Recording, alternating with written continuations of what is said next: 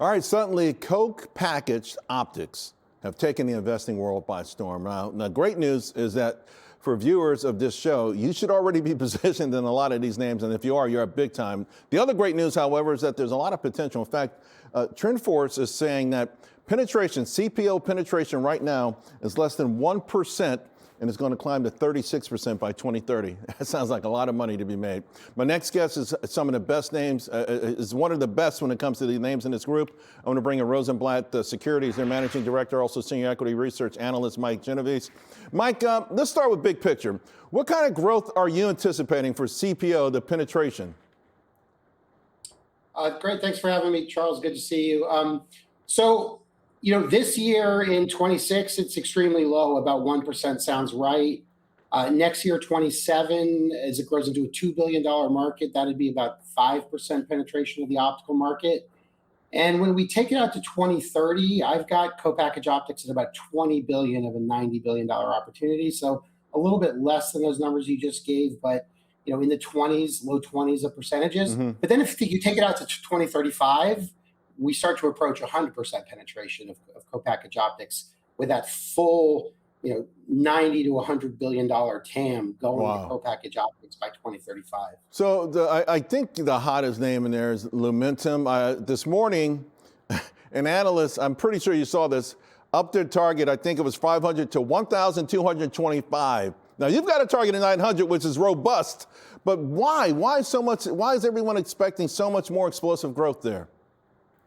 Yeah, and still room to go because the stock's pretty close to 900 right now. It's not too far away, but Lumentum is really maybe the single best positioned company in AI infrastructure because of the demand for indium phosphide based lasers. So continuous watt CW lasers and EML lasers, which both go into transceivers, which is the way we're doing optical today, to network all of these GPUs together into clusters.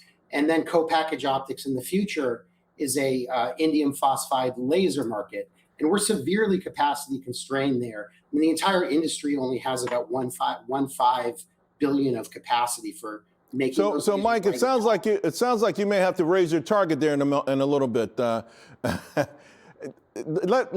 move on. Really with all of these names, I think we'll be talking about AOI2. That's right at my $140 price target. But this is your next one, right? So we got the Applied Optoelectronics. Full disclosure, I had my subscribers take big profits yesterday because of the more recent volatile nature of it, but I don't think it's an indictment on the company. Where do you think it could potentially go beyond 140?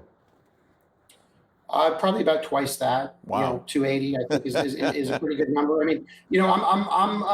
There's only $1 a share in earnings in 26, but in 28 I'm forecasting over $6.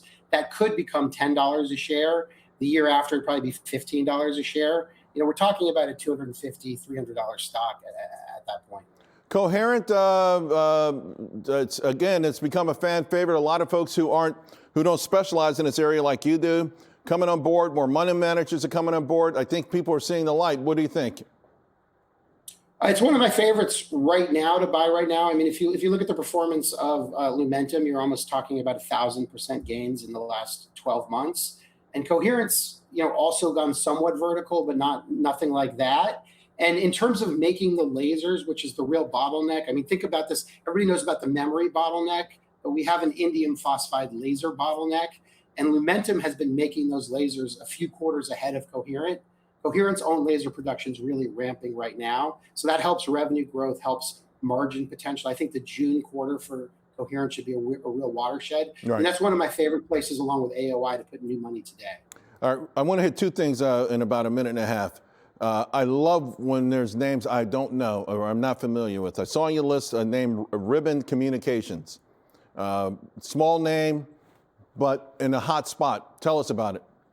Well, it's getting some love today, and it is very inexpensive. But it actually doesn't play as much into this optical co-packaged optics, as we would like, which is why it's a $2 stock. But certainly, just on any reasonable valuation, the stock could double. Although it's not getting as much love as these other stocks. We have another fairly inexpensive one called Adtran, which recently has launched more products into the AI space.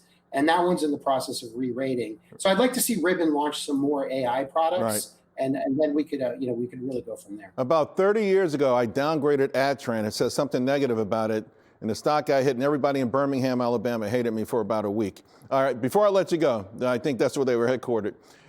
Real quick, Credo has a hold.